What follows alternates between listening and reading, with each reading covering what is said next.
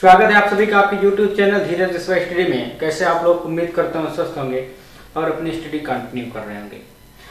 आज हम जो कि हम पिछले वीडियो में हम बता चुके हैं कि हम अंतःस्रावी ग्रंथियों के बारे में अभी डिस्कस कर रहे हैं। तो इस वीडियो में अभी हम उन्हीं अंतःस्रावी ग्रंथियों के बारे में ही बात करेंगे। तो वीडियो में स्टार्ट करने से पहले प्लीज़ यदि आपने चैनल को सब्सक्राइब नहीं किया है तो प्लीज़ चैनल को सब्सक्राइब करके बेल आइकन प्रेस कर दें।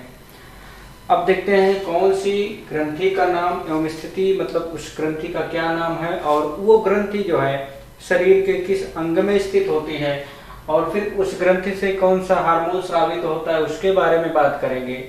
और उसके बाद उस हार्मोन का क्या कार्य होता है इसके बारे में डिटेल में हम बात करते हैं। ठीक है, तो चलिए देखते हैं पहला कौन सा ग्रंथि है। पहला जो हम ग्रंथि पढ़ने जा रहे हैं वो है कि पीनियल काय। इस ग्रंथि का नाम है पीनियल काय या पीनियल बॉडी। पीनियल बॉडी भी इसको कहा जाता है। और अब हम बात करते हैं ये कहाँ पे स्थित होती है। जो पीनियल काय होती है, पीनियल बॉडी होती है, ये कहाँ पर स्थित होती है।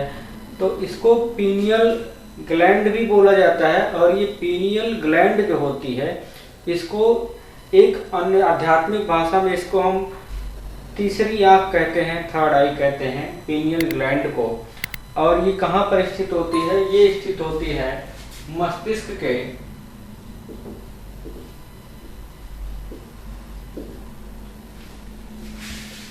थैलेमस भाग से स्थित होती है।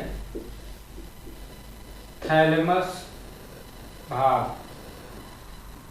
से जुड़ी होती है।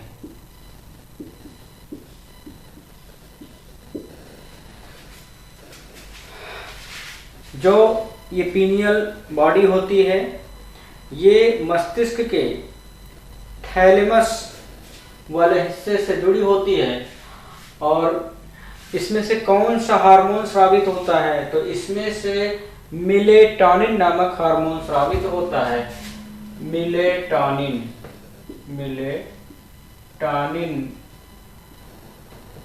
नामक हार्मोन जो है वो स्रावित होता है। और इस पीनियल काय नामक जो ग्रंथि होती है इसका क्या कार्य होता है? तो इस ग्रंथि का कार्य होता है वृषण एवं अंडाशय के परिपक्वन को रोकना, बाधित करना।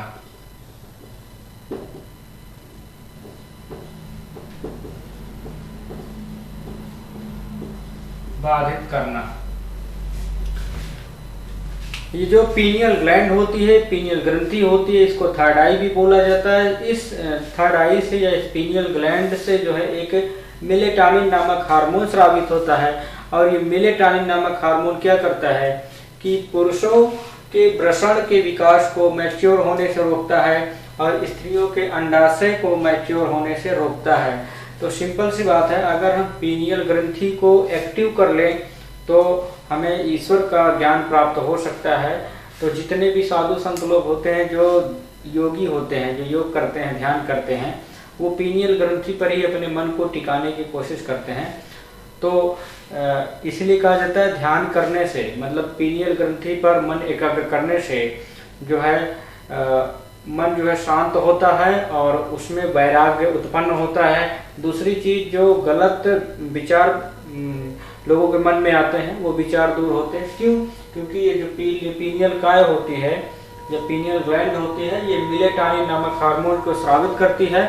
और ये मेलेटोनिन नामक हार्मोन जो होता है वो वृषण एवं अंडाशय के परिपक्वन को, मैच्योरेशन को बाधित करता है, मतलब परिपक्व नहीं होने देता है। तो इस प्रकार से पीनियल काय ग्रंथि हो गई। नेक्स्ट है थाइमस ग्रंथि। थाइमस ग्रंथि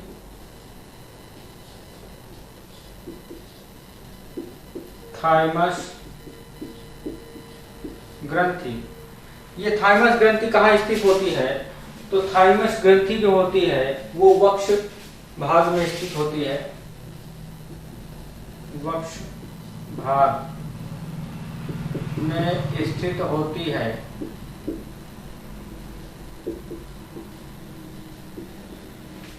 थाइमस ग्रंथि वक्ष भाग में स्थित होती है और इस थाइमस ग्रंथि से थाइमोसिन नामक हार्मोन स्रावित होता है। थाइमोसिन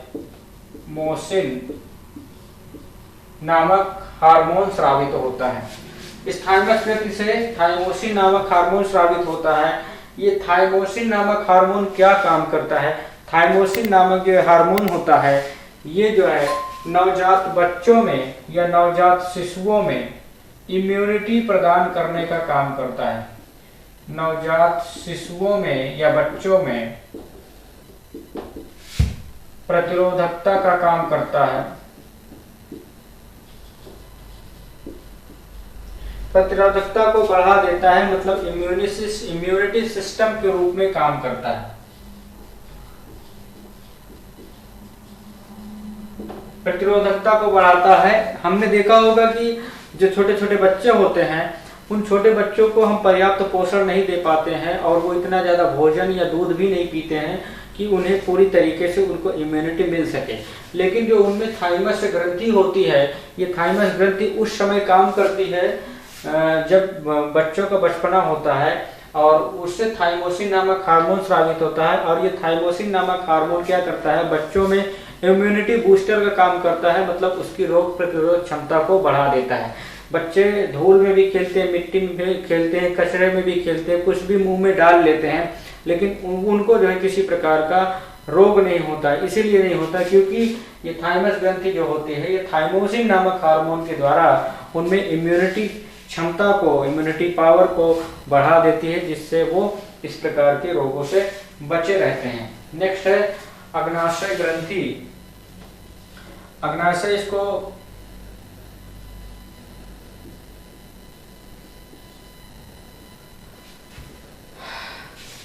अग्नाशय जो ग्रंथि होती है इसको पैनक्रियाज भी बोला जाता है। और ये कहाँ पे स्थित होता है? ये ग्रहणी के पास स्थित होता है। अग्नाशय जिसको हम पैनक्रियाज भी बोलते हैं, पैनक्रियाज। इससे ये जो होती है ये कुछ छोटी आंत में जो ग्रहणी होती है उस ग्रहणी के पास ही स्थित होती है। अग्नाशय जिसको पैंक्रियाज बोला जाता है ये ग्रहणी के पास स्थित होता है। ग्रहणी कहाँ होती है? ग्रहणी छोटी आंत के पास होती है, छोटी आंत में होती है, तो वहीं पे स्थित होता है। इससे जो है 3 प्रकार के हार्मोन स्रावित होते हैं। एक पहला जो हार्मोन है उस हार्मोन का नाम है ग्लूकागॉन। ग्लूकागॉन पहला जो हार्मोन है उसका नाम है ग्लूकागॉन। और जो दूसरा हार्मोन है उसका नाम है इंसुलिन। इंसुलिन नामक हार्मोन जो है इससे स्रावित होता है। और जो तीसरा हार्मोन है वो है सोमैटोस्टैटिन। सोमैटोस्टैटिन। इस प्रकार से पैनक्रियाज से, मतलब अग्नाशय नामक ग्रंथि से 3 प्रकार के हार्मोन स्रावित होते हैं। पहला हार्मोन है ग्लूकागॉन, दूसरा इंसुलिन एंड तीसरा होता है सोमैटोस्टैटिन। अब यहाँ पे ग्लूकागॉन नामक हार्मोन का क्या काम होता है? देखिए, जब हम भोजन ग्रहण करते हैं और भोजन पच जाता है तो अंततः वो पचा हुआ जो रस होता है उसको ग्लूकोज बोला जाता है। और उस ग्लूकोज को हमारे शरीर के द्वारा ऑब्जर्व कर लिया जाता है। जो आंत्र कोशिकाएं होती हैं इनके द्वारा अवशोषित कर लिया जाता है। उसके बाद उसका उपयोग कर लिया जाता है। जो अतिरिक्त ग्लूकोज बचता है उस अतिरिक्त ग्लूकोज को जो होता है वो लीवर में ग्लाइकोजन के रूप में जो है संचित कर लिया जाता है। जब कभी हमारे शरीर में भोजन हम नहीं खाए होते हैं उस समय जब हमें ग्लूकोज की आवश्यकता पड़ती है, एनर्जी की आवश्यकता पड़ती है, तो यही ग्लूकागॉन नामक हार्मोन क्या करता है कि जो लीवर में ग्लूकोज जो है ग्लाइकोजन के रूप में उपस्थित होता है उस ग्लाइकोजन को यह पुनः जो है ग्लूकोज में बदलने का काम करता है। तो ग्लूकागॉन क्या करता है? ग्लूकागॉन जो होता है वो ग्लाइकोजन को किस में बदल देता है? ग्लूकोज में बदलने का काम करता है। ग्लूकागॉन नामक हार्मोन क्या करता है? लीवर में संचित हुए ग्लाइकोजन को ग्लूकोज में परिवर्तित कर देता है, जिससे हमारे शरीर को पुनः ऊर्जा प्राप्त होने लगती है। दूसरा होता है जो इंसुलिन नामक हार्मोन होता है। ये इंसुलिन करता क्या है, जैसे इंसुलिन जब कम मात्रा में बनता है तो इससे ब्लड में शुगर की मात्रा बढ़ जाती है, मतलब शुगर को पचा नहीं पाता है। जब कम मात्रा में बनेगा, इंसुलिन का काम होता है शुगर को पचाने का काम, लेकिन जब कम मात्रा में इंसुलिन बनता है तो शुगर को पचा नहीं पाता, खून में जो है वो शुगर की मात्रा बढ़ जाती है, जिससे डायबिटीज नामक रोग हो जाता है। ठीक है, तो इंसुलिन क्या करता है, ये शुगर को पचाने का काम करता है, शुगर को पचाने का काम करता है। और जब कम मात्रा में इंसुलिन स्रावित होता है अग्नाशय ग्रंथि से, तब खून में शुगर की मात्रा बढ़ जाती है। तो इस प्रकार से हमने देखा कि यहाँ पर जो हार्मोन्स हमने बताया वो बहुत ही यूजफुल हार्मोन्स हैं और इसके बारे में हमें जानकारी अच्छी तरीके से प्राप्त हो गई है। तो उम्मीद करता हूँ आपको वीडियो पसंद आए। अगर वीडियो पसंद आए तो प्लीज़ चैनल को सब्सक्राइब नहीं किया है तो सब्सक्राइब करके बेल आइकन प्रेस कर लें।